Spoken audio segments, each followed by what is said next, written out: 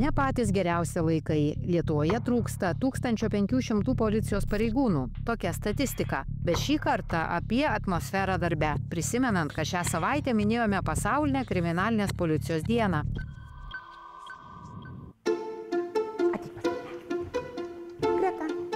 Susipažinkite, rotveileris Kaimanas, nors ir priskiriami prie agresyvių šunų veislių, tinkamai dresuojami jie tampa puikūs kompanionai, stebinantis nuovoką ir ištikimybę.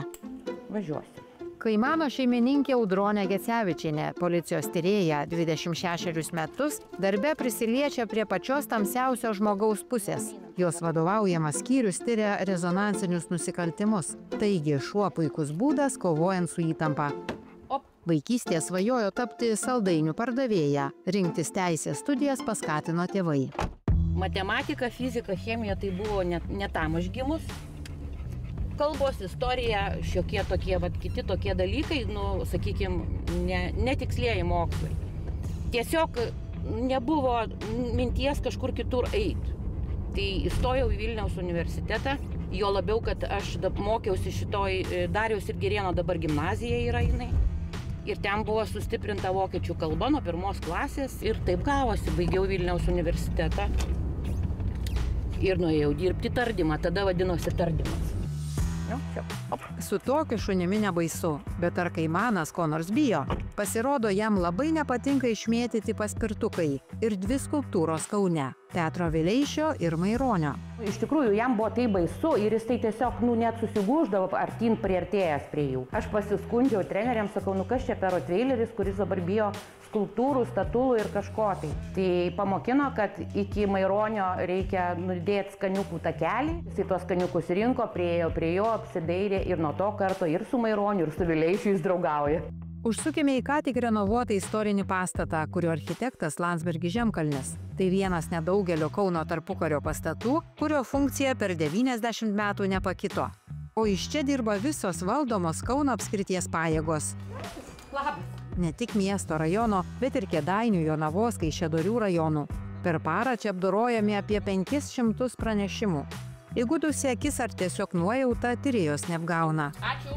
Nusikaltimo įkalčių yra tekę ieškoti ir pačiose netikėčiausiose vietose.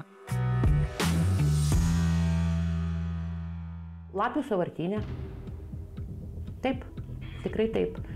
Lapių sąvartyne teko su tokiu, kaip aš sakau, kauptuku kapstytis ir ieškoti tam tikrų kasos čekių tada tuo atveju buvo. Tada teko Šilainiuose lipti į šiukšlių konteinerį, ieškoti tada peilio ir kruvinų drabužių. Radom. Nors saugos emocinio perdegimo patyrusi pareigūnė sako, kad prie vieno dalyko įprasti negali. Iš tikrųjų, vaikų mirtis, aš jas atsimenu visas datom, vardais, pavardėm ir kažkaip vaikai man labai sunkiai išeina iš manęs tie visi įvykiai. Audronė Gecevičienė spėja patirtimi dalintis ir su Mykolo Riomerio universiteto viešojo saugumo akademijos studentais. Jų išaugino ir 2 sūnus, vienas pasirinko policininko karjerą. Beje, paliekame jam ištikimą palydovą Kaimaną ir keliaujame į šaudyklą.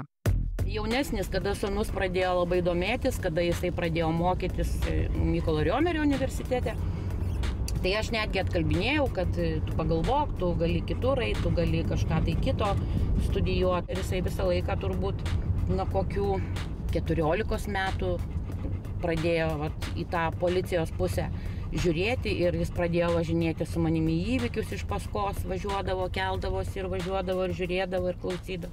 Jam buvo įdomu.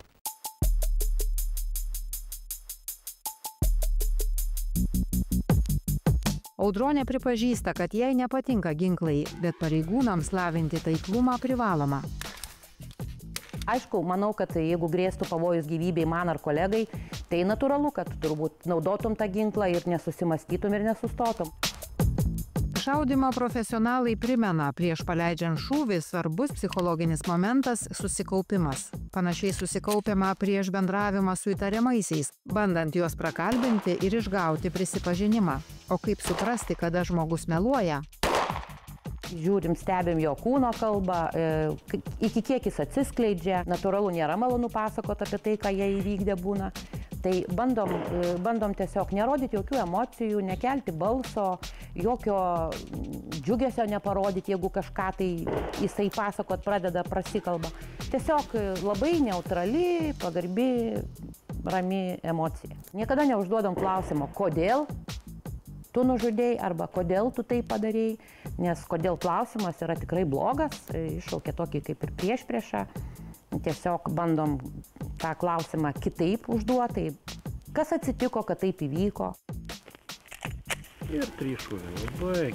Audronė Gecevičienė prisimena vieną atvejį, kai įtariamasis bandė imituoti psichikos ligą. Tikrai esam turėję ikiteisminį tyrimą, kur mūsų įtariamasis tardymo izoliatoriui būdamas sulaikymo metu užsisakinėjo, reiškia, iš šeimos narių siuntinius, kur ėjo knygos, viskas apie šizofreniją. Ir jis bandė imituoti visus tos simptomus labai meistriškai. Mes peržiūrėjom visus jo kompiuterį žiūrėtus filmus, tai buvo visos Dexterio serijos. Perskaitėm per savaitę visas jo iš bibliotekos imtas knygas apie žmogžudžius maniakus, apie slėpimo būdus kūnų. Tai iš tikrųjų taip, mes labai tada įdėjom daug darbo, kad perprast tą žmogų.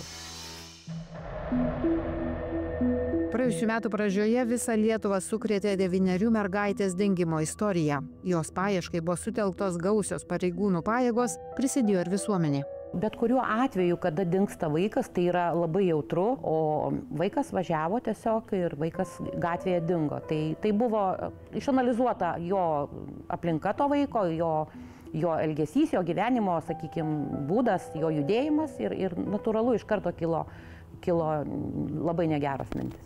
Tai buvo džiaugsmas, kad radom tą mergaitę, buvo toks, net nemoku pasakyti, koks jausmas.